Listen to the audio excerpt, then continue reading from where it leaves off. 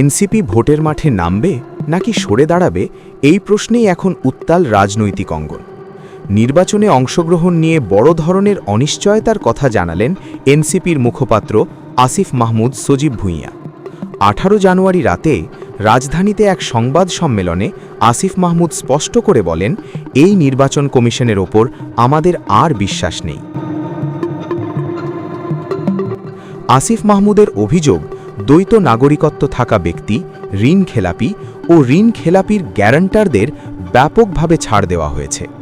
সংবাদ সম্মেলনে তিনি আরও কঠোর ভাষায় সমালোচনা করেন ছাত্রদলের নির্বাচন ভবন ঘেরাও কর্মসূচি নিয়ে।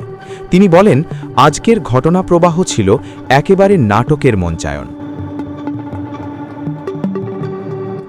আপিল শুনানির শেষ দিনে নির্বাচন কমিশনের সামনে কয়েক হাজার নেতাকর্মীর উপস্থিতি এক ধরনের বাইরের চাপ হিসেবে কাজ করেছে বলে দাবি করেন তিনি। এনসিপির মুখপাত্র আরও বলেন, রায় ঘোষণার ঠিক আগে কমিশনাররা মাত্র 15 মিনিট এনসিপির কথা শুনে 1.5 ঘন্টার বেশি সময় বিএনপির নেতাদের সঙ্গে বৈঠক করেছেন। আসিফের দাবি, বিএনপি মহাসচিব মির্জা ফখরুল ইসলাম আলমগীর সহ একাধিক নেতার সঙ্গে আলোচনার পরই রায় ঘোষণা করা হয়, যা কমিশনের একপাক্ষিকতার স্পষ্ট ইঙ্গিত দেয়।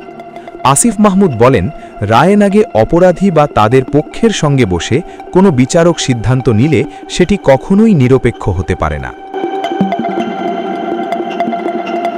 তিনি আরও অভিযোগ করেন, দ্বৈত নাগরিক ও ঋণ খেলাপিদের ছাড় দেওয়ার ফলে রাজনৈতিক দলগুলোর আত্মবিশ্বাস ভেঙে পড়ছে।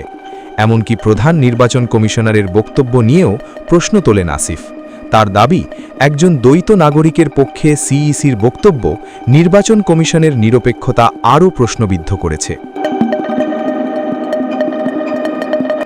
সবশেষে এনসিপির অবস্থান স্পষ্ট করে তিনি বলেন, আমরা এখনও চূড়ান্ত সিদ্ধান্ত নেইনি। নির্বাচনে অংশ নেব কিনা সে বিষয়ে নতুন করে ভাবছি। দেশের গণতন্ত্রের স্বার্থেই আমরা দায়িত্বশীল সিদ্ধান্ত নেব।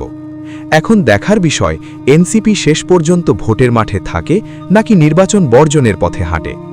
ফয়সাল আহমেদ, বাংলাদেশ হেরাল্ড।